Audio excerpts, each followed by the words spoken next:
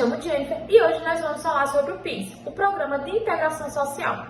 O PIS ele é uma contribuição social no Brasil que é destinada ao financiamento do seguro-desemprego e do abono salarial para os trabalhadores do setor privado. Os contribuintes do PIS, eles são principalmente pessoas jurídicas que possuem empregados, incluindo empresas privadas, sociedades anônimas, sociedades limitadas e também algumas entidades sem fins lucrativos.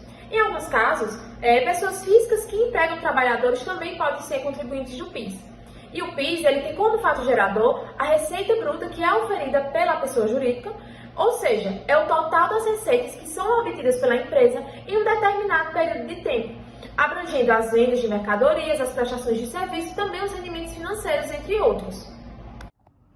Bem, acerca da base de cálculo do PIS/PASEP, essa varia de acordo com a natureza do contribuinte, porém, tem como parâmetro o faturamento apurado mensalmente.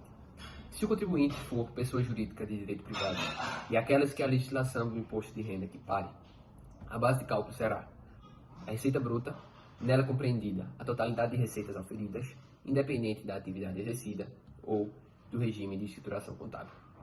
Se pessoa jurídica de direito público interno, a base de cálculo será o valor mensal das receitas correntes arrecadadas e das transferências correntes e de capital recebidas. Porém, nos contribuintes, pessoas jurídicas de direito público interno, há algumas exceções. Por exemplo, é excluída da base de cálculo as receitas decorrentes, as transferências decorrentes de convênio, contrato de repasse e instrumentos congêneros, bem como das autarquias, em que não há compreensão das receitas do Tesouro Nacional, do Orçamento Fiscal e da Seguridade Social da União. Quando estamos tratando das alíquotas do PIS/PASEP, devemos observar o que está disposto no título 4 do Decreto 4.524 de 2002, já que se permite a incidência sobre certos tipos de faturamento, a incidência sobre o PIS/PASEP não cumulativo e a incidência sobre a folha salarial. Para o faturamento, a alíquota base é de 0,65%, mas quando estamos tratando de refinaria de petróleo, produtor e importador de combustível, existem 5 hipóteses específicas que devem ser analisadas. A alíquota é de 2,7% na receita bruta para a venda de gasolina. A alíquota de 2,56% incide sobre a venda direta de gás liquefeito de petróleo e será de 1,25% quando estamos tratando da receita bruta da venda de querosene de aviação. E, por fim, a alíquota de 0,65% recai sobre a receita bruta das demais atividades. O segundo caso, sobre incidência no faturamento, diz respeito às distribuidoras de álcool para fins carburantes, que corresponde à alíquota de 1,46%. E para as demais atividades, a alíquota é de 0,65%. No terceiro caso, para as pessoas jurídicas que procedam à industrialização dos produtos especificados no caput do artigo 54 desse decreto, a alíquota equivale a 2,2%. E para as demais atividades, 0,65%. Para as pessoas jurídicas, importadoras e fabricantes dos produtos elencados no caput dos artigos 55 e 56 do mesmo decreto, as alíquotas correspondem a, respectivamente, 1,47% e 1,43%. Por fim, no caso do PIS/PASEP não cumulativo, a alíquota que irá incidir é igual a 1,65%, que, vale ressaltar, destina-se apenas às pessoas jurídicas de direito privado. E, na folha salarial, a alíquota a ser cobrada é de 1%. Bom, pessoal, em relação às formas de apuração do PIS, nós temos dois regimes de apuração, né? Que é o regime cumulativo, de alíquota 0,65%, e o regime não cumulativo, que a alíquota é 1,65%. A diferença entre os dois a gente consegue ver pelo próprio nome, né? Pois no regime cumulativo, independentemente do recolhimento de tributo em outras cadeias do elo produtivo, ele vai recolher de qualquer forma sem fazer compensações. Já no não cumulativo é possível fazer as compensações do recolhimento do tributo em etapas anteriores.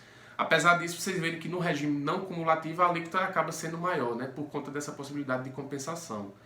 E assim, a questão entre adotar um regime ou outro vai depender do tipo de regime tributário dessa empresa, já que o cumulativo a gente encontra em empresas optantes pelo simples, do lucro presumido. Já no regime não cumulativo são aquelas empresas do lucro real, tá? Boa noite a todos. Meu nome é Antônio Augusto Vilela Duarte e, dando continuidade à apresentação do presente trabalho, vou falar sobre os prazos de recolhimento do PIS e PASEP. Inicialmente, o importante a saber é que o prazo de recolhimento varia de acordo com cada calendário anual. Ou seja, um ano não necessariamente terá o mesmo prazo de recolhimento em relação ao ano anterior. Ademais, devemos saber que o calendário anual é divulgado pela Caixa Econômica Federal. Ainda, antes de finalizar minha fala, é necessário dizer que o Banco do Brasil também se envolve com os prazos de recolhimento do PIS e do PASEP. A diferença é que a Caixa Econômica Federal se volta mais ao PIS e o PASEP se volta mais ao Banco do Brasil. Diante das informações apresentadas, eu finalizo minha fala. Obrigado.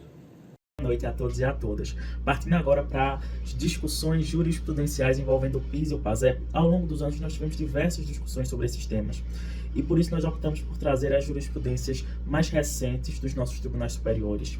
A primeira é o tema 1150 do Superior Tribunal de Justiça, que foi relatado pelo ministro Herman Benjamin na primeira sessão da Corte, onde foi entendido que o Banco do Brasil teria legitimidade ad causa para figurar no polo passivo das ações do PASEP que envolvessem a má gestão das contas, como por exemplo por desfalque ou saques indevidos. Sendo assim, nessas ações de PASEP que envolvessem a má gestão, teria a má gestão das próprias contas bancárias, teria o Banco do Brasil a legitimidade ad causa para estar no polo passivo das ações. Outra ação muito importante é o tema 1247 do nosso Supremo Tribunal Federal, relatado pela ministra Rosa Weber no pleno, onde foi entendido que nos decretos regulamentares que majorem as alíquotas do PIS e do COFINS, deve-se aplicar a regra da anterioridade nonagesimal. Essa basicamente foi uma confirmação já de uma jurisprudência muito consolidada das cortes, onde a partir do tema repetitivo 1247 torna-se um efeito erga omnes. Sendo assim, em todos os decretos regulamentares que versarem sobre PIS e COFINS, sobre a sua majoração de alíquotas, deve-se aplicar a regra da anterioridade nonagesimal. Sendo assim, nós entendemos que esses dois temas, tanto o 1150 do Superior Tribunal de Justiça quanto 1247 do Supremo Tribunal Federal são muito importantes, são recentes, do ano de 2023, e com isso nós queremos trazer eles à discussão. Muito obrigado a todos, uma boa noite.